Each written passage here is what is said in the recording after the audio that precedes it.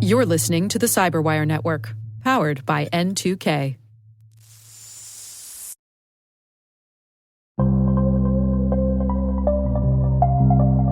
Hi, I'm Liji Samuel. I'm the Chief of Standards and Certification at NSA's Cyber Collaboration Center.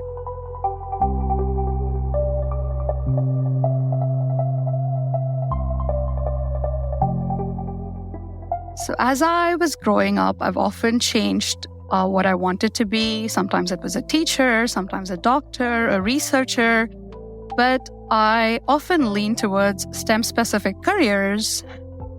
I was surrounded with older cousins who were choosing STEM careers, and it was interesting how each of our holiday conversations or gatherings would be around what's the latest and what's the greatest. Additionally, as I was growing up, my dad, who has an electrical background, he worked on space and maritime research. So as a side hustle, he would be fixing radios and soldering boards were always on his table. So just walking around that, I felt I was leaning towards STEM careers from a very young age.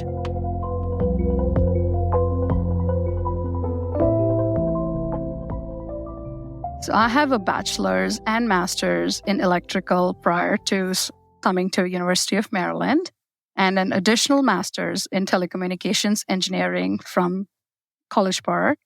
And the reason I was immigrating, and it was still study was still something that I was pursuing.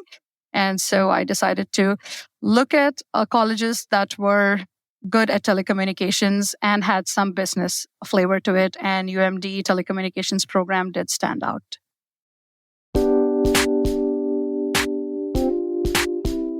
So when it comes to my career progression, I will say that I've had 4 technically diverse jobs.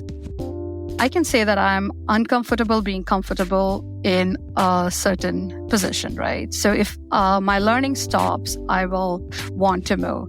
So my very first job was with corporate. It was in a private company that deployed telematics and internet solutions over satellites. As a very naive employee, I did not even know how to maneuver the career path, didn't know the concept of mentors, and truly learned a lot from watching my peers and colleagues and how they progressed. So I knew I had to use the skills that I learned at another organization and was ready to move to a position. And being in the Maryland, DC, Virginia area, federal careers was an option. And that's when I started with NSA in Jan of 2013. My next job was with High Performance Computing Office, a completely different technology, and I've held both management and technical positions there.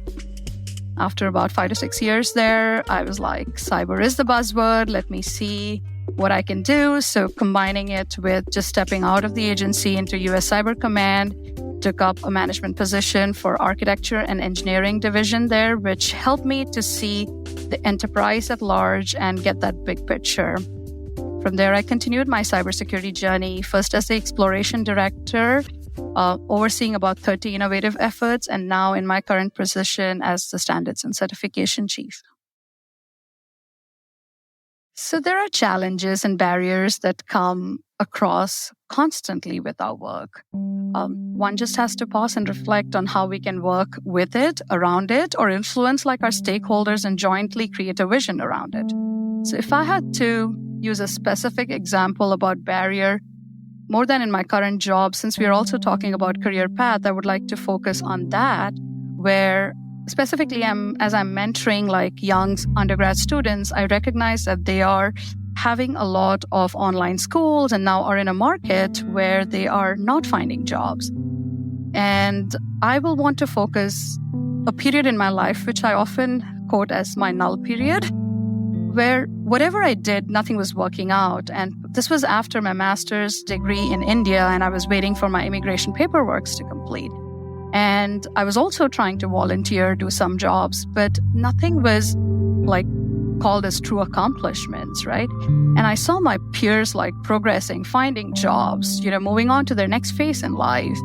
And it adds to the pressure. But honestly, today when I look back and reflect, that was the time when my character was built to be, and which is helping me to take up leadership position. It helped build my perseverance, resilience, patience, you name it, and that phase of life taught me a lot.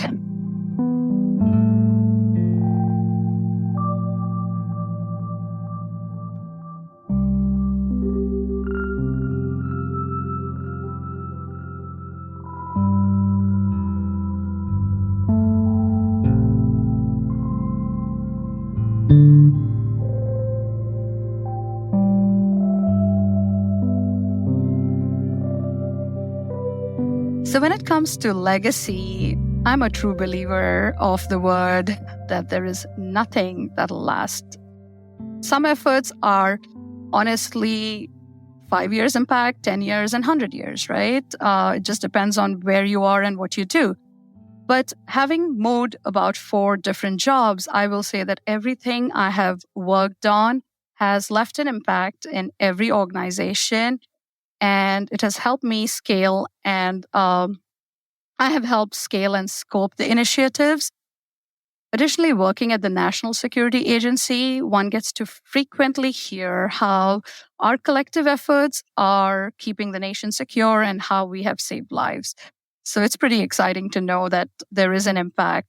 When it comes to people, I really think my investment and focus is on the next generation of technical SMEs that are coming up, both inside the agency and outside, and I do invest my time working with them.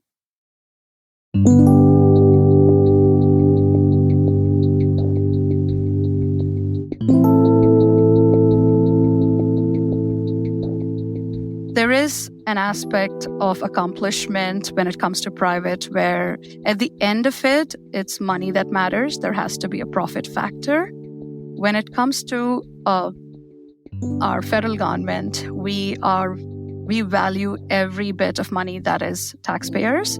And so it is well planned and the resource is carefully executed. But I'll say like the true goal and mission is, especially at NSA, is to keep our nation secure. So the main goal and agenda is different. So that kind of translates down in how the policies are and how the leadership responds. And so I do think personally, like there is an advantage, pro and con to both organizations. Like when it comes to money, there's of course private sector giving a lot more. But when it comes to the benefits, when it comes to the accomplishments and feeling that you've met some purpose in life, I do think working at an IC community has helped me with that.